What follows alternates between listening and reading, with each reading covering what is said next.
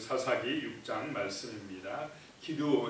사사 기드온이 하나님께 소명을 받은 그런 말씀입니다. 1절에 보면 이스라엘 자손이 또 여호와의 목전에 악을 행하였으므로 여호와께서 7년 동안 그들을 미디안의 손에 넘겨주시니, 이제 반복적으로 지금 계속 된다고 그랬습니다. 또 범죄했다라고 하는 것입니다. 범죄하니까 하나님이 어떻게 합니까? 징계했다. 미디안 족속에 7년 동안 이스라엘을 넘겨주셨다. 그래서 7년 동안 고통받게 했다라고 했습니다. 그래서 2절에 보니까 미디안의 손이 이스라엘을 이긴지라 이스라엘 자손이 미디안으로 말미암아 산에서 웅덩이와 굴과 산섬을 자기들을 위하여 만들었으며, 그냥 자기 마을에 살지 못하고 피난 가서 산속으로 굴 속으로 이런 데 가서 피난 가서 살아야 됐다는 것입니다. 그만큼 힘들었다는 것입니다. 3절에요. 그러다가 이스라엘이 파종한 때면 미디안과 아말렉과 동방 사람들이 치러 올라와서, 파종할 때 또 치러 올라온다는 것입니다. 농사 못 짓게 하려고. 4절에 진을 치고 가사에 이르도록 토지 소산을 멸하여 이스라엘 가운데에 먹을 것을 남겨두지 아니하며 양이나 소나 나귀도 남기지 아니하니, 농사 지으려고 뿌려놓고 이렇게 하면은 다 그런 거를 그냥 불질러 버리고 농사 못 짓게 해버리고, 양이나 소나 있으면 본대로 다 빼앗아 가버리고. 그러면 이 7년 동안 이스라엘 백성들이 얼마나 살기가 어려웠겠습니까? 정말 힘들었을 것입니다. 이게 하나님을 떠나고 범죄하면 이런 어려움이 온다라고 하는 것입니다. 5절에 보면요, 이는 그들이, 그 미디안 족속들이 그들의 짐승과 장막을 가지고 올라와 메뚜기 떼같이 많이 들어오니 그 사람과 낙타가 무수함이라 그들이 그 땅에 들어가 멸하려 하니, 메뚜기 떼처럼 많이 몰려와 가지고 이스라엘 땅을 멸하려 했다라고 하는 것입니다. 자, 그러면은 이스라엘이 또 뭐 합니까? 회개하고 부르짖는다는 것입니다. 그러면 하나님이 또 누구를 세웁니까? 사사를 세워서 구원해줘요. 이 4개의 사이클, 범죄하면 하나님이 징계하고, 징계하면 또 이스라엘이 힘들어서 회개하고 부르짖고, 회개하고, 그러면 하나님이 또 사사를 세워서 구원해주고, 이 4개의 사이클이 계속 돌아가고 있는 것을 보게 됩니다. 6절입니다. 이스라엘이 미디안으로 말미암아 궁핍함이 심한지라 이에 이스라엘 자손이 여호와께 부르짖었더라. 또 이제 막 힘들어서 하나님 살려주세요, 부르짖어. 이게 좀 진지게 좀 잘하면 얼마나 좋겠습니까? 좋을 때 잘 믿으면 얼마나 좋겠습니까? 그런데 꼭 힘들고 어려울 때에서 하나님 살려달라고, 힘들면 기도하고 좋을 때는 잊어버리고, 참 이런 삶이 되지 않도록 우리는 기도해야 되겠습니다. 그래서 7절에 이스라엘 자손이 미디안으로 말미암아 여호와께 부르짖었으므로, 8절입니다. 여호와께서 이스라엘 자손에게 한 선지자를 보내시니 그가 그들에게 이르되 여호와께서 이같이 말씀하시기를 이스라엘의 하나님 내가 너희를 애굽에서 인도하여 내며 너희를 구종되었던 집에서 나오게 하여. 자, 먼저 누구를 보냈느냐? 선지자를 보냈다라고 말씀합니다. 구원자를 먼저 보내는 게 아니고 선지자는 어떤 사람입니까? 하나님의 말씀을 가르치는 사람입니다. 그게 이스라엘 백성들아, 너희가 지금 이렇게 힘들고 어려운 것은 하나님의 언약, 하나님의 말씀을 잊어버렸기 때문이다 라고 하는 것입니다. 그래서 선지자를 보내서 그 선지자를 통해서 이스라엘 하나님에 대한 말씀, 하나님이 어떻게 너희를 건져냈고 인도했고 정말 언약을 주셨는지, 이런 하나님에 대한 역사를 선지자를 통해서 말씀을 하는 것입니다. 9절입니다. 애굽 사람의 손과 너희를 학대하는 모든 자의 손에서 너희를 건져내고 그들을 너희 앞에서 쫓아내고 그 땅을 너희에게 주었으며 10절에요. 내가 또 너희에게 이르기를 나는 너희 하나님 여호와이니 너희가 거주하는 아모리 사람의 땅의 신들을 두려워하지 말라 하였으나 너희가 내 목소리를 듣지 아니하였느니라 하셨다 아니라. 선지자가 와서 너희가 내 목소리를 듣지 아니했다, 순종하지 아니했다라고 말씀을 하고 있습니다. 그것 때문에 지금 너희 어려움을 당하고 있다는 것입니다. 자, 그리고요 11절에 이 여호와의 사자가 아비에셀 사람 요아스에게 속한 오브라에 이르러 상수리 나무 아래에 앉으니라.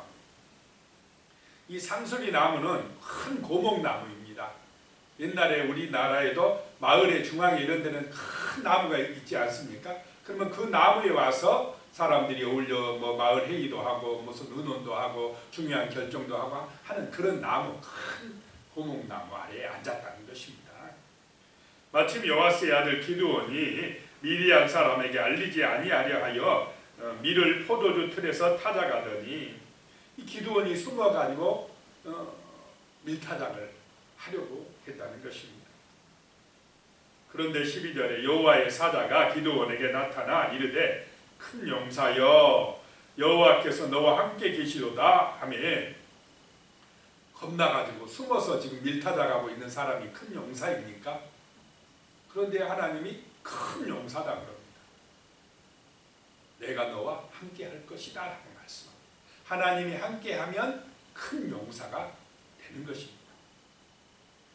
아브라함이 열국의 아비가 되는 것은 하나님이 함께 하셨기 때문입니다. 야곱이 이름이 하나님을 만난 다음에 이름이 이스라엘로 바뀌게 되는 것입니다. 기드온이 이제 하나님을 만나고 이렇게 큰 용사가 되어지는 것입니다. 그런데 기드온이 말합니다. 13절에 대답하되 오 나의 주여 여호와께서 우리와 함께 계시면 어찌하여 이 모든 일이 우리에게 일어났습니까? 또 우리 조상들이 일찍이 우리에게 이르기를 여호와께서 우리를 애굽에서 올라오게 하신 것이 아니냐 한 그 모든 이적이 어디가 있나이까? 이제 여호와께서 우리를 버리사 미디안의 손에 우리를 넘겨주셨나이다. 하나님이 함께 하신다면 지금 우리가 이렇게 고생하고 힘들 수가 있겠습니까? 자, 이스라엘이 힘든 이유가 누구 때문이라는 것입니까? 하나님 때문이랍니다. 하나님 탓합니다. 자, 이스라엘이 자기들이 잘못해놓고 어려움이 왔는데 힘들면 누구 탓합니까? 잘못하면 하나님 원망합니다. 왜 이렇게 힘들게 합니까? 왜 이렇게 나만 어렵게 합니까? 이렇게 또 하는 경향들이 있다는 것입니다. 14절에 여호와께서 그를 향하여 이르시되 너는 가서 이 너의 힘으로 이스라엘을 미디안의 손에서 구원하라. 내가 너를 보낸 것이 아니냐 하니라. 소명입니다. 내가 너를 보낸다. 그래서 너의 힘으로 이스라엘을 구원해라. 그랬습니다. 하나님께서 소명을 주실 때는 이렇게 담대한 힘을 주시고 또 돕는 자도 붙여주십니다. 그런데 15절에 그러나 기드온이 그에게 대답하되 오 주여 내가 무엇으로 이스라엘을 구원하리까? 보소서 나의 집은 므낫세 중에 극히 약하고 나는 내 아버지 집에서 가장 작은 자이니라. 보통 소명 받으면은 미리 나같이 약한 사람이 부족한 사람이 뭐 할 수 있습니까? 이런 겸손한 사람이 쓰임 받을 줄로 믿으시기 바랍니다. 내가 할 수 있다 할 때는 하나님이 잘 안 씁니다.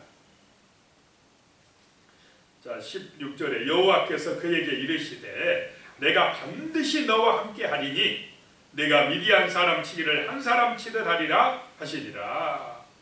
함께 하신다. 그랬더니 기드온이 뭐라고 하느냐면 그러면 그 말씀이 참이라는 것을 나의 주라고 하는 것을 표징을 통해서 보여주시옵소서. 내가 확실히 못 믿겠나이다. 표징을 보여달라고 합니다. 그래서 자기가 예물을 가지고 올 텐데 잠깐만 기다리라고 합니다. 18절에요. 내가 예물을 가지고 다시 주께로 와서 그것을 주 앞에 드리기까지 이곳을 떠나지 마시기를 원하나이다 하니 그가 이르되 네가 돌아올 때까지 머무리리라 하니라. 머물렀습니다. 기드온이 가서 염소 새끼 한 마리, 가루 한 에바는 22리터라고 그랬습니다. 그걸 가지고 무교병 누룩을 넣지 않는 떡을 만들어 가지고 수쿠리에 담아 가지고 왔습니다. 그것을 이제 하나님의 사자가 바위에 놓고 구우라고 했습니다. 21절에 보면요, 여호와의 사자가 손에 잡은 지팡이를 끝을 내밀어 고기와 무교병에 대니 불이 바위에서 나와 고기와 무교병을 살랐고 여호와의 사자는 떠나서 보이지 아니한지라. 자, 표징을 보여줬습니다. 지팡이를 하나님의 천사가 딱 대니까 불이 확 붙어버렸습니다. 하나님이 함께한다 하는 표징을 보여준 것입니다. 그리고는 하나님의 사자가 사라져버렸습니다. 이제부터는 이 약속을 믿고 네 스스로 하라 이 말입니다. 보이지 않는 하나님이 함께 하실 것이다. 자꾸 너무 눈에 보이는 것을 자꾸 표적이나 증거만 원하면 안 된다는 것입니다.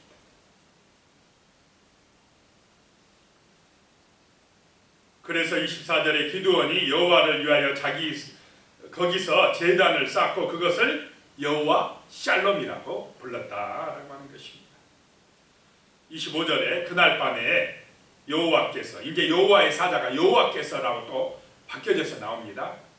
기드온에게 이르시되 내 아버지에게 있는 수소 곧 7년 된 둘째 수소를 끌어오고 내 아버지에게 있는 바알의 제단을 헐며 그 곁에 아세라상을 찍어버려라. 그래가지고 그거 가지고 그 아세라상은 보통 나무로 만들었습니다. 그 찍은 아세라상 가지고 나무를 만들어서 태워서 하나님 앞에 제사 드려라 이렇게 말씀합니다.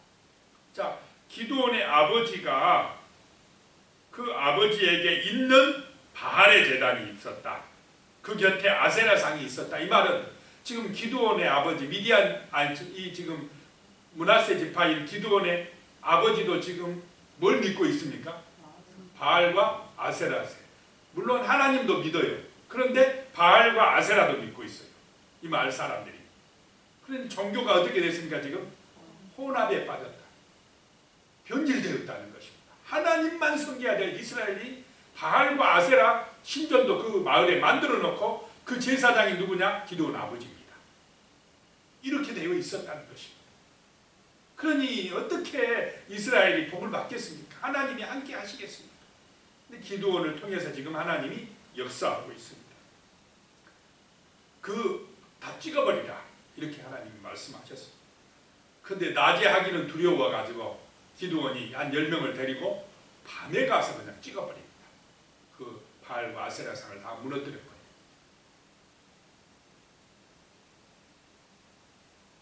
아침에 일어나서 사람들이 보니까 난리가 났습니다.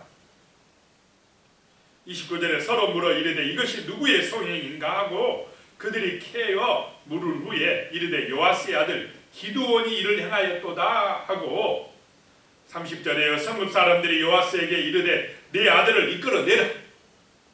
그는 당연히 죽을지니 이는 바알의 제단을 파괴하고 그 곁에 아세라상을 찍었습니다 하니. 자, 바알 신상, 아세라상 우상을 찍었으면 이스라엘 사람들이 잘했다 해야 됩니까? 죽이려고 해야 됩니까?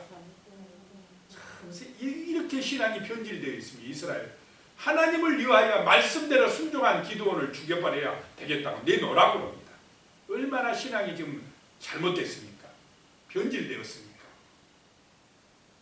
그랬더니 요아스가요, 자기가 바알의 제사장이면서도 뭐라고 합니까? 아들을 살려야 되지 않습니까? 참 지혜가 있는 사람 같아요.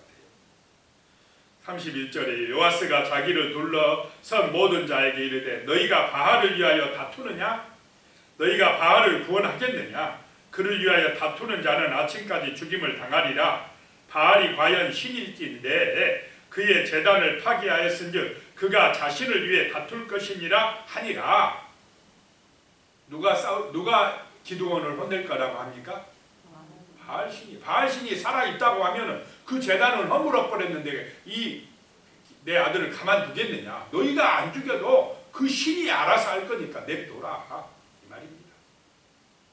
그런데 그 바알신이 기드온을 혼냈습니까? 못해요. 하나님의 영이 딱 붙들고 있습니다. 귀신들이 역사하지 못합니다. 그래서 32절에 그날의 기드온을 여룻바알이라고 불렀으니 이는 그가 바알의 제단을 파괴하였으므로 바알이 그와 더불어 다툴 것이니라 함이었더라. 바알하고 쟁론했다, 싸웠다는 것입니다. 그 바알이 그 신이 진짜 신이라면 기드온을 알아서 혼내줘야 될 거 아니냐라는 것입니다. 근데 그러지 못했다는 것입니다. 34절에 여호와의 영이 기드온에게 임하시니 하나님의 영이 기드온에게 임하시니 기드온이 나팔을 불매 아비에셀이 그의 뒤를 따라 부름을 받으니라. 또 온 므낫세 지파 아셀 스불론 납달리에 보내니까 많은 사람들이 이제 기드온을 따라오더라 라고 하는 것입니다. 그런데 36절부터 보면 기드온이 한 가지 더 요구합니다. 하나님께 기드온이 하나님께 여쭈되 주께서 이미 말씀하신 같이 내 손으로 이스라엘을 구원하시려 하시거든 양털 뭉치 한 번만 더 확실한 증거를 보여주시옵소서. 이번에는 이 양털 한 뭉치 내가 타작마르게 둘 테니까 이슬이 양털 뭉치에만 내리고 주변은 마르게 해주시옵소서. 그대로 됐습니다. 그러면 믿어야 되는데 양털을 짜니까 물이 쫙 나와. 한 번 더, 한 번만, 하루만 더. 이번에는 주변 양털 뭉치만 마르고 주변 사방은 다 이슬로 척게 해주시옵소서. 또 그대로 해줍니다. 하나님이 확실하게 증거를 주신 줄로 믿으시기 바랍니다. 이 기드온도 확실한 걸 요구한 사람입니다. 지금 뭐 그냥 대충이 아니고 정확한 증거를 요구하는 거. 그리고 확실하게 믿고 나가는 그런 기드온을 보게 됩니다. 자, 하나님을 만나면 기드온같이 소심하고 두려워 떠는 사람이 큰 용사가 되어진다라고 하는 것을 봤습니다. 기도드리겠습니다. 하나님 아버지, 우리가 정말로 주변 세상을 바라볼 때에 참으로 약하고 부족한다는 생각이 들 때도 많습니다. 두렵고 걱정과 염려 속에 정말 살아갈 때도 많습니다. 그러나 우리가 하나님을 만나면 약속의 말씀을 의지하면 기도하면 주님이 주시는 힘으로 강해집니다. 큰 용사가 될 수가 있습니다.